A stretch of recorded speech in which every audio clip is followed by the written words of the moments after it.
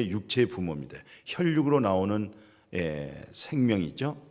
또 하나의 생명은 조물주, 창조자, 전능하신 하나님이 정말 그 생명을 우리에게 주고 싶어서 독자 아들을 보내셨어요. 그 사랑받고 하나님께로부터 우리가 출생되어지는, 거듭나는 생명을 얻게 되어져요. 그래서 생명은 두 가지입니다. 그래서 이 생명을 이 두 가지 주신 분을 향하여 성경에서는 복종이다, 순종이다. 순종, 복종을 통해서 결국은 뭘 하게 하냐면 그것을 공경이라고 그렇게 얘기해요. 그러니까 하나님만이, 조물주만이 공경할 대상이고, 또 내가 공경할 수 있는 분은 오직 나를 낳으신 부모님 외에는 없어요. 그러면 또 하나님이 우리에게 말씀하신 계명이 있어요. 613가지, 그 위에 또 10,000가지가 넘는 파생되어지는 모든 법률들을 만들어냈습니다마는 먼저 10계명을 우리는 다 알고 있어요. 그럼 1계명부터 4계명은 어떤 계명이에요? 하나님 공경하는 계명이에요. 1계명부터 4계명이. 그리고 5계명부터 10계명이 있죠. 근데 5계명부터 10계명은 사람 계명은 6가지고 하나님 계명은 4가지잖아요. 그래서 10계명인데 그 사람의 계명의 그 첫째 계명을, 그것이 부모님을 공경입니다. 그래서 율법이 부모님 공경에 대해서 그렇게 강하게 말씀하고 있어요. 여러 종교에 관해서도 부모님에 대한 효 많이 말씀하고 있습니다만은, 기독교에서 말하는 부모님 공경이라고 하는 것은, 이것은 사람의 그 어떤 인본주의에서, 어떤 효성에서 나오는 그런 공경이 아닙니다. 전적인 조물주 하나님께로부터 산출되어지는 그런 부분이, 그게 하나의 정말 진리로 인한 공경이 되는 거예요. 그래서 성경에서 첫 번째 계명, 하나님의 계명이라고 신명기 5장 7절 말씀했어요. 나 위에 다른 신 두지 말라. 이 말은 하나님 위에는 다른 어떤 것도 내 앞에 누구 둘 수가 없는 거예요. 부모님도 내 앞에 둘 수 없어요. 하나님이 먼저가 되어지는 거예요. 이게 첫 계명입니다. 하나님 위에 다른 것을 사랑하고 섬길 수가 없는 거예요. 그것을 철저하게 순종과 복종을 넘어서서 그분만이 오직 나의 공경할 대상이 되는 거예요. 그 다음에 두 번째 계명은 말씀드렸습니다마는 바로 부모님을 공경하는 내용이잖아요. 이 말씀을 우리가 신명기 5장 16절에 오면은, 너는 내 하나님 여호와께서 명령한 대로 내 부모를 뭐하라. 이건 공경을 씁니다. 순종 복종을 넘어가는 겁니다. 이것은 순종이 걸러지고 복종에 걸러진 상태에서 오직 내가 나를 낳으신 부모님을 공경하는 것, 이것이 첫째 계명입니다. 하나님이 우리에게 주어진 첫 번째 계명입니다. 그런데 이 계명은 약속 있는 계명이에요. 축복이 약속되어 있습니다. 그래서 이와 같은 두 계명은 하나님 사랑, 그리고 이웃 곧 부모님 사랑. 가장 나의 이웃은 부모예요. 가장 나와 가까우신 분은 바로 나를 낳으신 부모예요. 그러니까 하나님 사랑, 이 부모 사랑에서 나오는데, 우리가 잘 알다시피 하나님의 사랑을 성경 66권에서 딱 한 절 요약되어 있는 것이 요한복음 3장 16절이라고 그래요. 하나님이 세상을, 나를 이처럼 사랑하사, 어떻게 표현할 수가 없어요. 이처럼 사랑하사, 하나님 독자 아들, 독자입니다. 둘이 없어요. 딱 하나.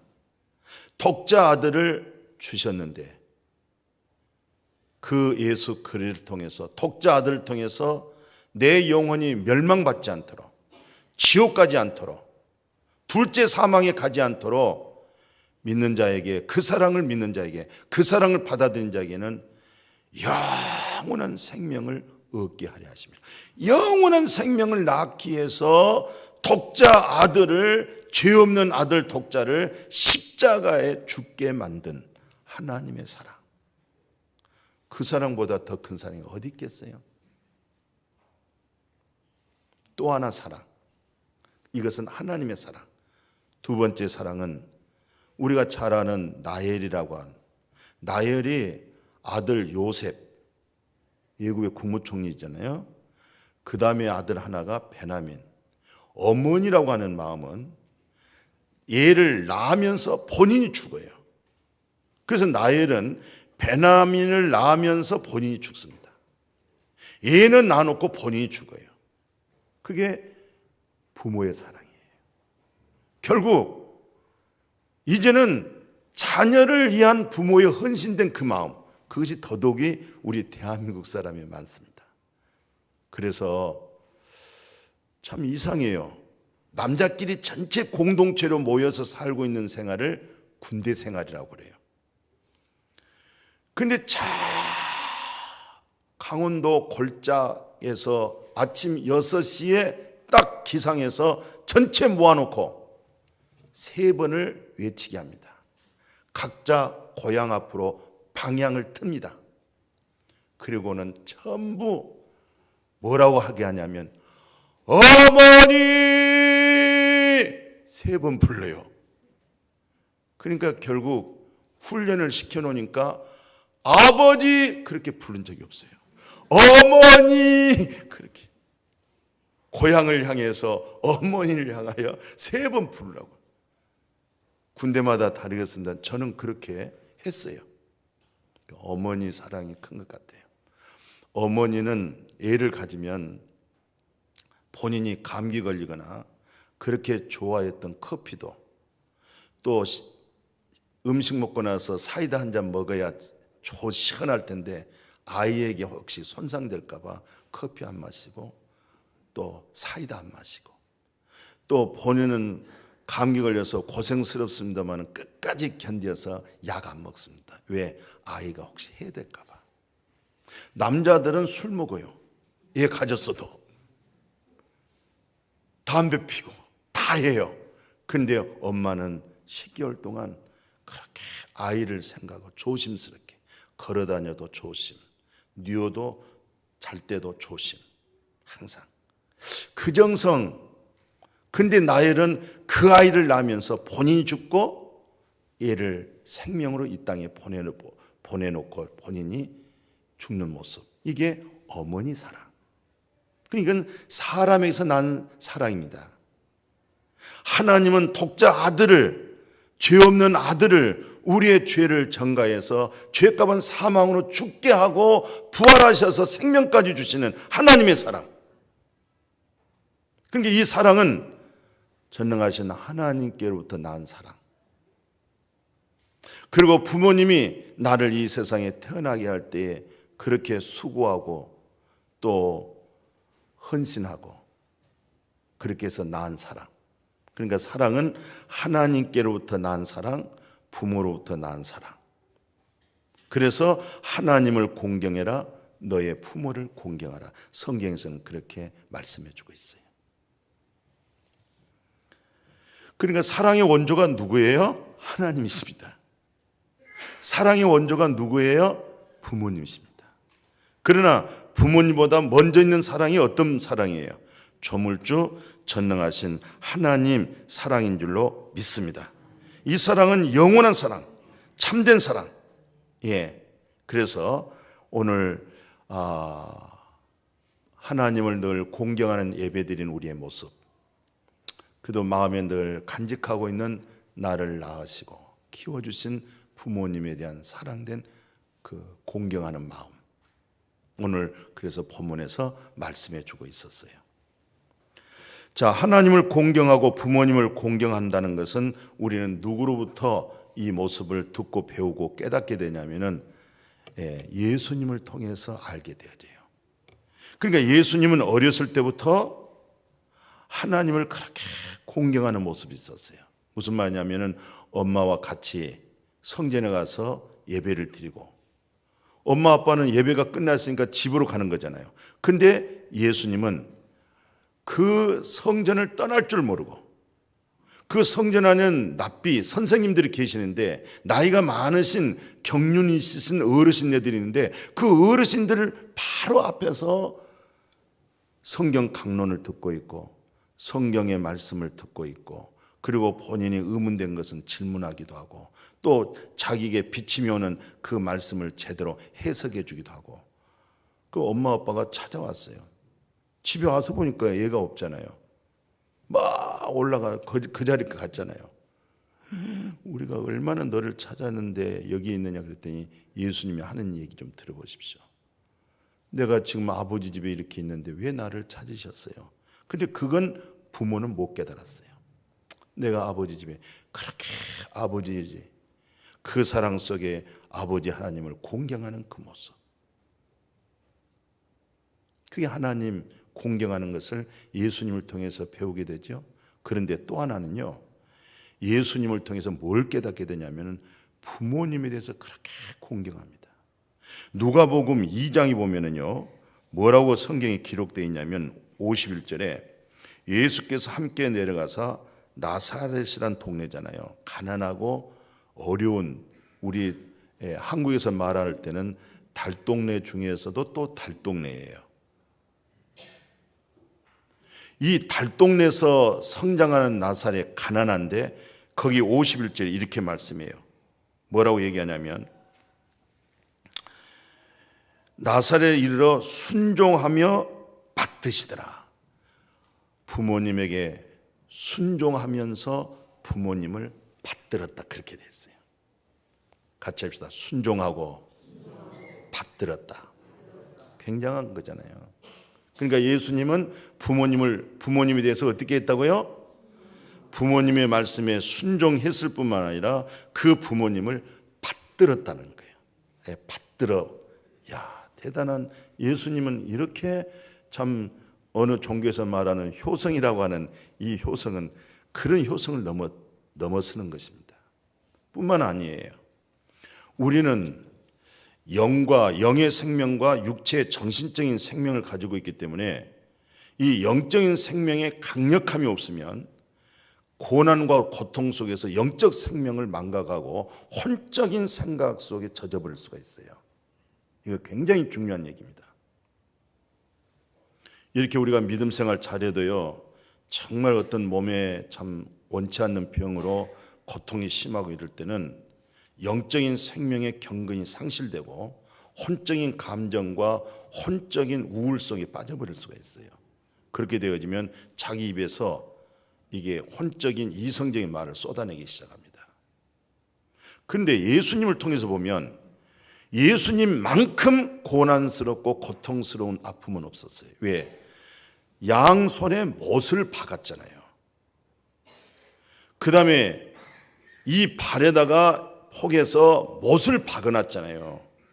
그 다음에 그 십자가를 세우잖아요.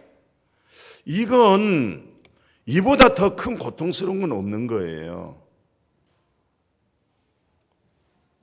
생각해 보십시오. 손과 발에 못을 박아서 그걸 세워서, 그러면 그 체중이 어디에 실려 있어요? 못에 실려 있는 거예요. 그리고 머리는 이렇게 앙상한 큰 가시잖아요. 큰 가시로 가시관을 이렇게 만들어서 머리에다가 이렇게 덮어 씌워놨으니까 이거 얼마나 이게 아프겠어요? 여기서 헛소리 할 수가 있어요. 그런데 그 고통, 그 아픔 정신 못 차려요. 정신 못 차리면요, 헛소리 하는 거예요. 그런데 그 아픔 속에서 따복따복하게 정확하게 하나님 말씀을 이루어나가잖아요. 그리고 그 고통 속에서 앞에서 울고 있는 마리아를 보고 여자여 보소서 제가 아들입니다. 여자란 말은 당신은 최고의 존칭으로 최고의 공경하는 모습, 존경하는 모습, 이것을 여자여 보소서 아들입니다 라고 마지막까지 얘기해요. 스데반 집사 많이 고통스럽잖아요. 돌에 막 맞아. 이건 헛소리 할 수가 있어요. 피하고 싶어요. 그런데 그 돌에 계속 여기저기서 돌이 날라오잖아요. 여기 탁 치는데 이쪽에 딱 오고 뒤에서 오고 이 정신 못 차려. 이 주먹만한 돌들이 막 자기를 향해서 던져 나오는데, 그런데 전혀 그 어떤 육적인 생명이, 혼적인 생명이 그런 이 세상 살아오는 그 관념적이고 이념적인 그 정신력이 아니라 순수하게 아버지, 저들의 죄를 사해 주십시오. 저들이 하는 짓을 모르고 있습니다. 그리고 마지막 뭐라고 그래요? 내 영혼 하나님의 손에 부탁합니다. 경건의 생명의 능력입니다. 오늘 우리가 정말 이렇게 정신 똑바로 차리지 않는 믿음, 고난 속에, 고통 속에 자기 영혼 건져내지 못합니다. 헛소리합니다. 그래서 계시록에서 흰옷 입은 사람들 보니까 이 흰옷 입은 사람들이 어디서 나왔습니까? 이게 큰 환난에서 나왔다는 거예요. 오늘 우리 마음에요, 아주 순전하게 로마서 8장에 있는 말씀처럼 내 몸을, 구속의 몸이 이루어지기까지 계속 사모하는 모습, 이 몸을 버리고 새로운 신령한 몸, 성령님으로 하여금 성령님의 도우심을 입는 그런 믿음 정말 가져야 됩니다.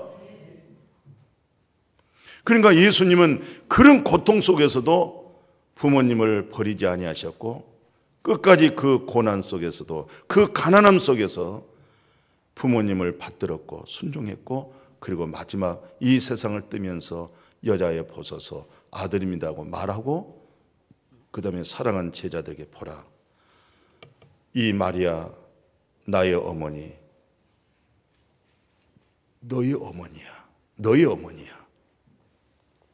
그래서 그때부터 어머니를 제자들이 맡아서 사도 요한이 예수님의 어머니 마리아를 모셨다. 그래서 제가 터키를 가봤더니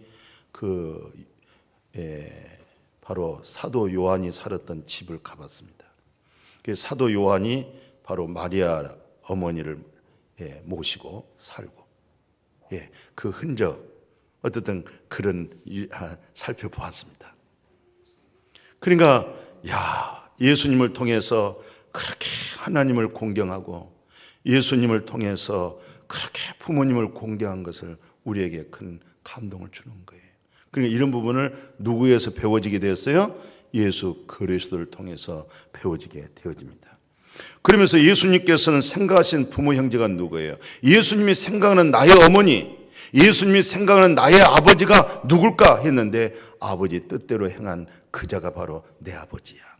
여자여 보소서, 당신은 내 어머니인데, 당신은 최고의 내가 존경하는데, 당신은 하나님의 뜻대로 나를 하나님께 드려지는 모습.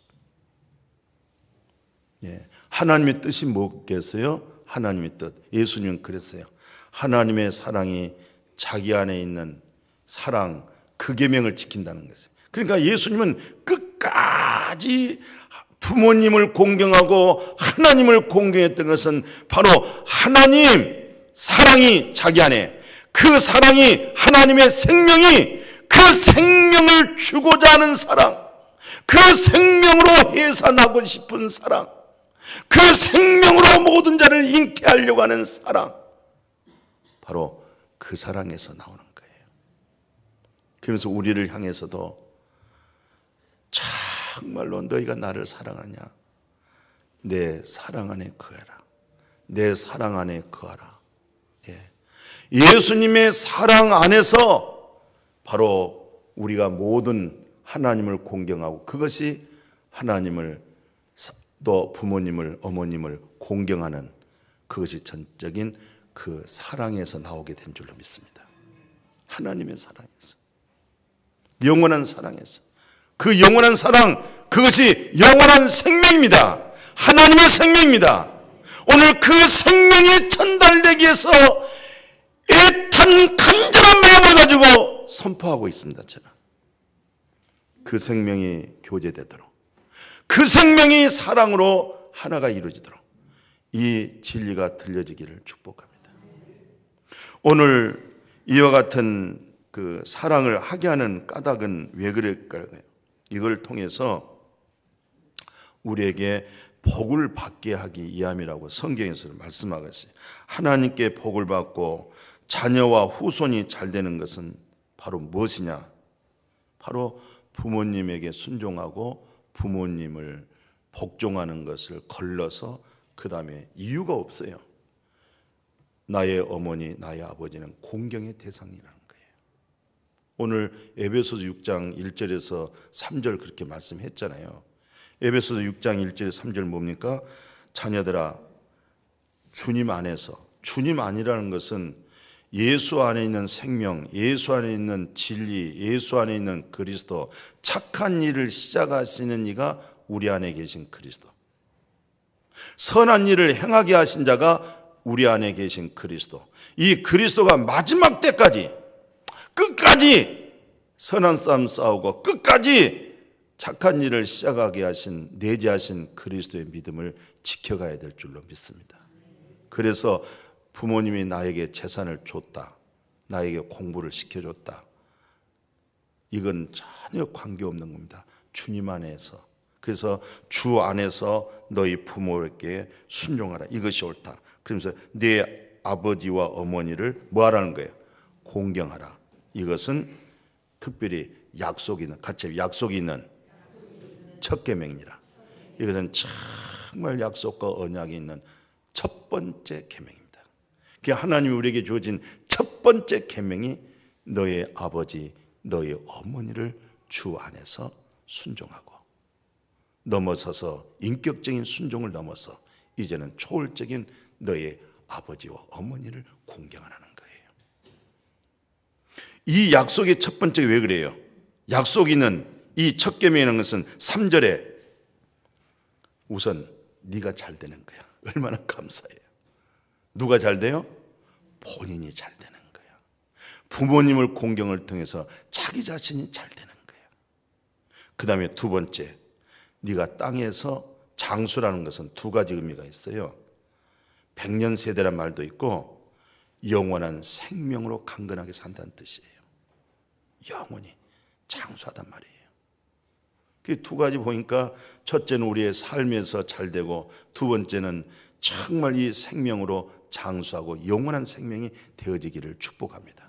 이거 다 우리 자신을 위해서 이렇게 하나님이 주신 말씀이에요. 우리 자신들이 부모님을 공경해서 잘 되어질 줄로 믿어요. 그러나 반면에 무서운 말씀이 있어요. 신명기 27장 16절에 뭐라고 말씀하냐면은 부모를 경홀히 여기는 자는 무서워요. 저주를 받을 것이라. 야. 그런데 이 설교 듣고도요, 이스라엘 백성이 전부 아멘 그랬어요. 너를 부모를 소홀히 여기면, 경홀히 여기면 저주받을지다 했더니 온 백성들이 아멘 그렇게 될 줄로 믿습니다. 이 말은 무슨 말이에요? 절대 부모를 소홀히 여기지 않겠습니다. 경홀히 여기지 않겠습니다. 이 말이에요. 오늘 특별히 이제 이와 같은 가정의 복을 이루려면 어떻게 해야 되냐면요, 오늘 6장 4절이 중요해요. 오늘 에베소 6장 4절에 뭐라고 말씀했어요? 아비들아 너희 자녀를 어떻게 하지 말고 노엽게 하지 말라. 부모를 노엽게 하지 말고 오직 주님의 교훈과 훈계로 양육하라라고 말씀해 주고 있어요. 그러니까 부모님은 자녀를 낳은 것만이 중요한 거 아니에요. 이 자녀를 어떻게 양육할 것인가, 어떻게 키울 것인가, 그것이 그렇게 중요한 거예요. 그래서 하나님의 절대적 명령은 뭐라고 하냐면 너와 너의 자식과 너의 손자에게, 후손에게 하나님 공경하는 것을 명령을 하고 있어요. 그 신명기 6장 2절 3절입니다. 너와 내 아들과 내 손자들이 평생에 내 하나님 여호와를 경외하라. 평생토록 너와 네 자식, 너의 손자 여호와를 공경하게 하라. 내가 너에게 명한 모든 규례를, 명령을 지켜 행하기 위한 것이고 또 내 나를 장구하기 위한 것이고 이스라엘아 듣고 삼가 그를 행하라. 그리하면, 이렇게만 되면, 복을 달라고 하지 마. 이렇게만 되면 복은 저절로 가는 거야. 이것은 하지 않고 복 주세요 하면은 복은 안 준다는 거예요. 이렇게 하면 복 주세요 말 안 해도 복을 준다는 거예요. 이거 안 하고 복 주세요 하면 복을 안 준다는 거예요. 근데 이거 행하고 복 주세요 말 안 해도 된다는 거예요. 이렇게만 되면 성경에서 뭐라고 그래요? 말씀 그대로 네가 복을 받고 네 조상들의 하나님 여호와께서 네게 허락하신 것 같이 젖과 꿀이 흐르는 땅에서 네가 번성하리라. 하나님이 이루어질 줄로 믿습니다. 이렇게 하면 된다는 거예요. 그래서 성경 가운데 정말 생명의 모험을 걸고 우주적이고 세계적인 영성의 지도자가 누구예요? 모세잖아요. 창세기, 출애굽기, 레위기, 민수기, 신명기 5권을 기록했죠. 그는 정말 이스라엘의 그 애굽 땅에서 왕자로서 입만 딱 다물고 있었더라면 이집트 그 나라 애굽에서 최고의 부귀 영광 권세를 누릴 수 있는 왕의 자리를 버리잖아요. 나는 애굽 사람이 아닙니다. 나는 이스라엘 사람입니다. 그리고 나오잖아요. 40세 되어서 나오잖아요. 40년 동안 험한 그 벌판 광야에서 하나님으로 하여금 훈련을 받잖아요. 연단을 받잖아요. 그 애굽의 왕실에서 40년 동안 왕실에서 먹고 입고 젖어 있던 그 모든 화롬을 싹 자기에게서 빼내잖아요. 40년 동안. 심령이 가난한 자가 됐잖아요. 이스라엘 백성들의 노예 생활에서 애통하는 마음을 갖잖아요. 그 연단과 훈련 속에서 성품이 하나가 바뀌어졌는데 이 지상에서 모세처럼 온유한 자가 없더라고 그랬어요. 이걸 누가 만들어냈어요? 어머니, 아버지의 모험적인 신앙이었어요. 그때 당시는 아들 낳아서 키우잖아요. 바로 죽습니다. 집안 대가 끊어집니다. 부모로부터 친척으로부터 다 죽게 돼 있습니다. 그런데 엄마 아빠가 모세를 낳아서 믿음으로 볼 때에 모세를 차마 죽일 수가 없었어요. 3개월 동안 숨겨서 키우다가 울음소리가 밖으로 나가잖아요. 항상 이집트 군인들이 이스라엘 살고 있는 골목골목마다 항상 돌아다니잖아요. 아기가 나서 울음소리가 있는가. 여자는 괜찮지만 남자가 있을 때는 죽여야 되는 거잖아요. 그런 모험적인 그런 생명을 걸고 키운 부모가 바로 모세의 부모였어요. 이스라엘 가운데 보십시오. 사무엘 상하를 보십시오. 사사기 역사를 마지막 매듭을 지으면서 역사를 이뤄나가는데 왕을 세우는데 세지, 왕, 선지자, 제사장 이 세직을 장차 오실 예수 그리스도의 예표적인 이 세직을 감당한 인물이 누구예요? 사무엘이잖아요. 사무엘. 근데 사무엘, 엘가라, 어머니 한나 하나님께 간절한 기도에 소원 기도를 드렸어요. 이 아이를 주면 내가 하나님께 온전히 드리겠습니다 라고. 근데 사람은요, 우리 말이 있잖아요. 화장실 급해서 갈 때하고 생각했던 거하고 끝나고 나올 때하고 생각이 다르다고 그랬잖아요. 없을 때는 간절한 마음에 소원을 했지만 막상 응답받고 얻고 나니까 생각이 바뀔 수가 있어요. 그런데 그 소원한 마음을 그대로 준행한 자가 한나였어요. 그래서 그 아들 되어진 거예요. 우리가 잘 아는 예수님 뭐 말할 거 없습니다만 예수님은 이 마리아가 처녀가 애를 가지면 돌에 맞아 죽습니다. 그리고 괜히 마리아의 친정 모든 부모 다 이게 종교적인 심판을 받게 돼 있어요.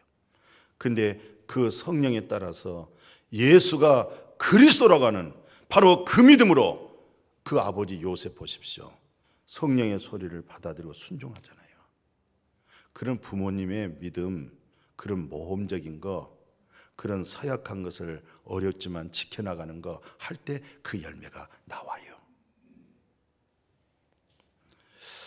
아마 그 성경 가운데서 그 정말 영성적이고 복음적인 거, 그 복음적이고 영성적인 말씀이 있잖아요.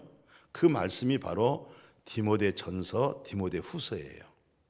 그게 보통 교회에서 좀 중직자 또는 선교사 또는 목회자는 무슨 성경은 다 하나님 말씀이고 중요한 말씀이고 다 복음적이고 영성적인 말씀입니다만은 그 중에서도 아주 참고할 내용이 디모데전서, 디모데후서잖아요. 근데 디모데전서, 디모데후서란 말은 사람 이름이 디모데. 근데 그 디모데, 우리는 말씀 많이 들었어요. 근데 그 디모데의 할머니 있죠, 예할머니. 그 예할머니가 노이스예요, 노이스. 그러니까 디모데의 예할머니 노이스라고 하는 그 할머니 속에 착한 일을 하게 하시고 영생의 비밀을 가지고 신앙을 가지고 있는, 그러니까 구약에서 끝나고 신약으로 넘어온 믿음이거든요. 이분은 할머니거든요. 신약으로 돌아온 예수 그리스도의 부활의 생명을 가지고 살아간 그 딸에게 그 복음을 줬던 거예요.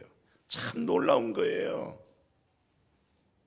보통 1대, 2대, 3대 이 신앙 내려가기가 그렇게 또 쉬운 일은 아니에요.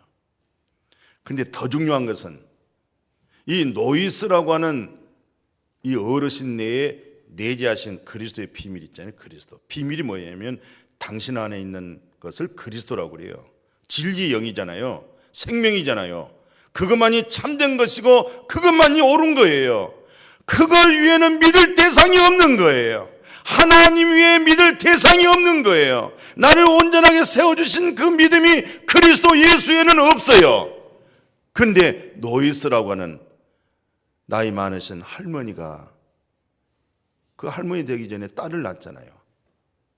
이 딸, 그 딸 이름이 유니게인데 유니게에게 정말 자기 속에 있는 그리스도로 해산한 거예요. 그러니까 노이스는 생명을 두 가지 준 거예요. 하나 생명은 육체로 낳은 생명. 두 번째 생명은 자기 속에 있는 예수 그리스도를 인격적으로 영접하고 조물주 하나님의 생명이 자기 안에 임재가 되어지고 임재된 그 생명을 딸 유니게에게 낳은 거예요. 해산의 수고를 또 한 거예요. 육체의 생명으로 해산의 수고하고 영적인 생명으로 그 딸에게 또 해산했는데 유니게가 시집을 가가지고 아들 낳았는데 이름이 디모데예요. 그런데 그 생명이 유니게 속에 있는 그리스도의 참사랑, 유니게 속에 있는 그리스도의 진리, 참된 것, 이것을 또 아들 디모데에게 해산한 거예요. 할렐루야. 얼마나 아름다운 모습인지 모르겠어요. 오늘 내 속에 있는 하나님, 내 속에 있는 그리스도, 우리 속에 있는 그리스도의 진리의 영, 이 영을 가지고 육체로 난 자녀를 또 해산해야 될 줄로 믿습니다. 그 해산하는 과정에서 헌신이 있어야 되고 모험이 있어야 되고 서운한 것을 드리는 모습. 아멘. 오늘 우리가 우리 후손들에게 이 믿음 키워놓지 못하면 어떻게 할까요? 소망 없습니다. 나만이 잘 살고, 우리라고 하는 것은 우리 사람이 뭐예요? 후대를 잘되게 해나가는 거 아니겠어요? 내가 고생을 감수해서 후대들이 잘 나가도록 만드는 거 아니겠어요? 그래서 우리의 자녀가, 내 후손이, 우리 후손이 큰 인물이 되도록, 아멘. 하나님의 나라를 확장하고 살기 좋은 나라를 만들고 하나님의 뜻이 이루어지게 만들고 하나님의 공의가 살게 만들고 하나님의 절대적 긍휼이 나타나게 하시고 하나님의 살아계심의 그것을 이 땅에 보상이 되도록 만들어주는 인물이 되어라. 이것은 우리 부모님에게 달려있는 거예요. 그래서 조금 더 절제하고 더 차지하고 더 수고하고 더 그리스도의 복음으로 만들어내고 그 진리로 교제가 될 수 있도록, 그 생명의 진리로 대화가 이루어지도록, 이것이 또 우리 부모가 해야 할 일이라고 생각이 되어져요.